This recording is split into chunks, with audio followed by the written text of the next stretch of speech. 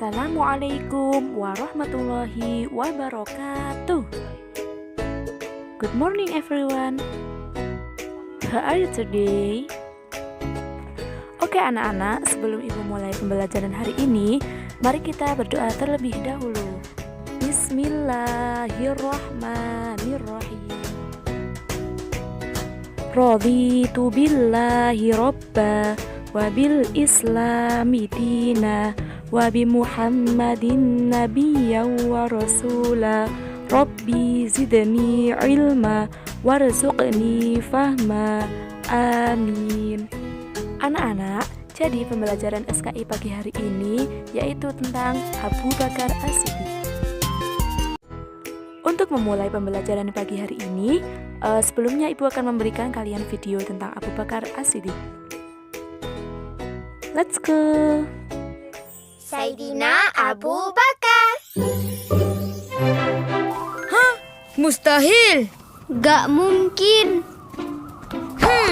Macam tak percayalah. Kita kena tanya Abu Bakar ni.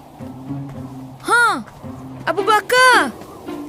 Nabi Muhammad kata, Baginda dibawa oleh Jibril menaiki buruk dari Masjidil Haram ke Masjid Al-Aqsa, Palestina. dalam satu malam saja. Biar betul. Ya itu benar. Jika itu kata-kata Rasulullah, maka aku percaya.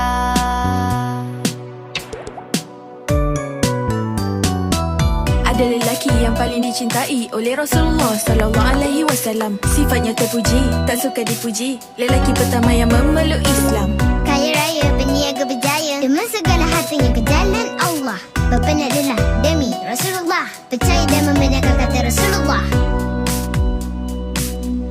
Sayyidina Abu Bakar, sahabat karib Rasulullah, Membenarkan kata-kata, biarpun tiada siapa percaya. Sayyidina Abu Bakar, sahabat karib Rasulullah, Sahabat pengasih dan penyayang, ada ketika susah dan senang. Yaitu benar. Jika itu kata-kata Rasulullah, maka aku percaya. Ada lelaki yang paling dicintai oleh Rasulullah sallallahu alaihi wasallam. Sifatnya terpuji, tak suka dipuji. Lelaki pertama yang memeluk Islam. terus berdakwah walaupun tidak mudah. Khalifah pertama pengganti Rasulullah, kurangi yang murtad, yang tak bayar zakat, kumpulkan Al-Quran penyelamat umat.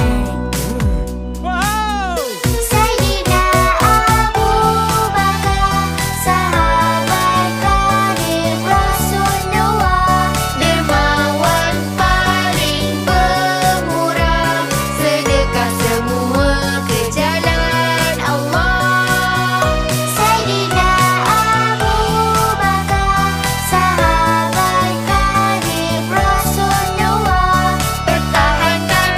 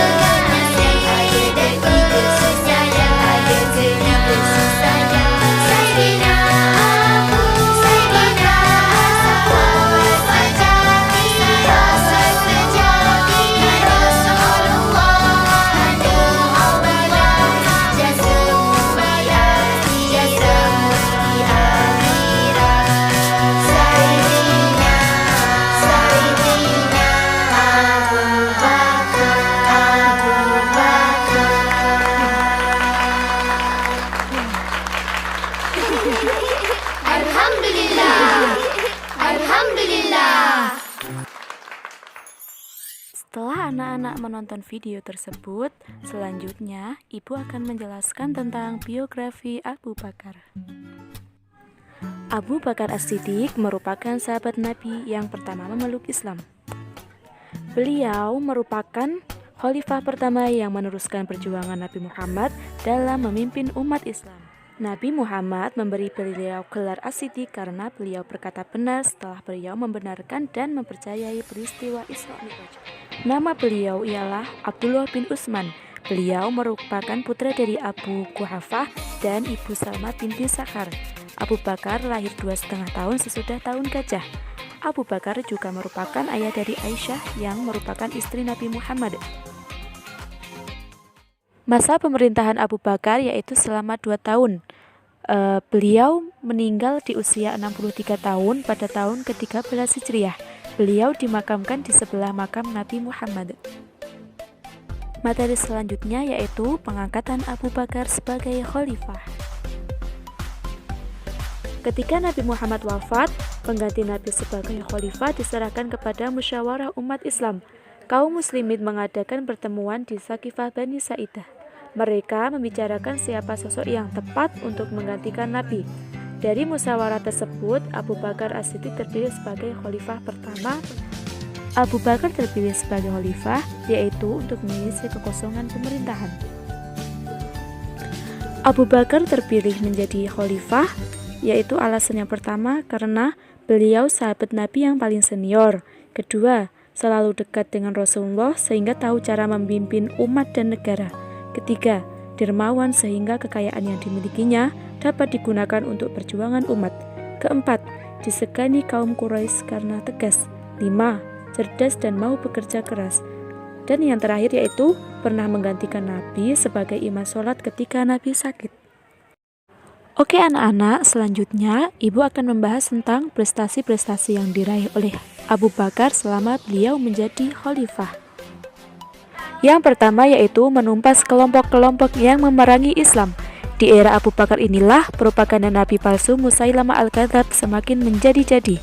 Musailamah yang berasal dari Yamamah mendapat dukungan dari Bani Hanifah sehingga ia berhasil mengumpulkan ribuan pengikut. Dari sinilah perang Yamamah yang melibatkan pasukan Muslim dan pasukan Musailamah pecah. Perang itu akhirnya dimenangkan oleh kaum muslimin yang dipimpin oleh Khalid bin Walid, meski mengakibatkan banyak penghafal Al-Quran yang wafat. Kedua, dimulainya kodifikasi Al-Quran. Dampak dari perang yang berlangsung di era kepemimpinan Abu Bakar, banyak para penghafal Al-Quran yang gugur ketika membela agama Allah.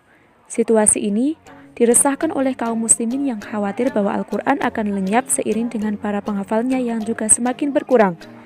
Atas inisiatif Umar bin Khattab, Abu Bakar diberi saran agar mulai membukukan Al-Quran. Awalnya memang Abu Bakar As-Siddiq tidak setuju dengan saran Umar dengan alasan bahwa Rasulullah tidak pernah membukukannya. Akan tetapi, atas penjelasan Umar, akhirnya pendirian Abu Bakar luluh. Abu Bakar As-Siddiq kemudian menunjuk Zaid bin Thabit sebagai pemimpin untuk mengumpulkan Al-Quran.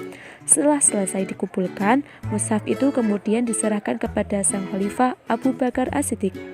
Selanjutnya, setelah Abu Bakar As-Siddiq wafat, mushaf tersebut disimpan oleh putri Umar bin Khattab. Yang ketiga yaitu memerangi nabi palsu. Nabi-nabi palsu itu diantaranya Aswad al-Ansori, Tulaiha bin Khuwailid al-As'adi, Malik bin Nuairah, dan Musailamah al-Kadzab. Dan yang keempat yaitu perluasan wilayah Islam. Jadi di era Khalifah Abu Bakar As-Siddiq, penyebaran dakwah Islam semakin diperluas ke berbagai wilayah. Salah satunya adalah dakwah yang dipimpin oleh Panglima Usama bin Zaid. Sebenarnya pasukan ini telah dipersiapkan sejak zaman Nabi Muhammad, tetapi karena beliau meninggal dunia, tertundalah untuk sementara waktu dakwah tersebut hingga dilanjutkan di era Abu Bakar. Nah, oke anak-anak, sekian pembelajaran dari Ibu hari ini. Semoga bisa bermanfaat bagi kita semua. Sebelum Ibu akhiri pembelajaran hari ini, marilah kita membaca hamdalah terlebih dahulu. Alhamdulillahirabbil alamin. Sekian dari Ibu, kurang lebihnya mohon maaf. Wassalamualaikum warahmatullahi wabarakatuh.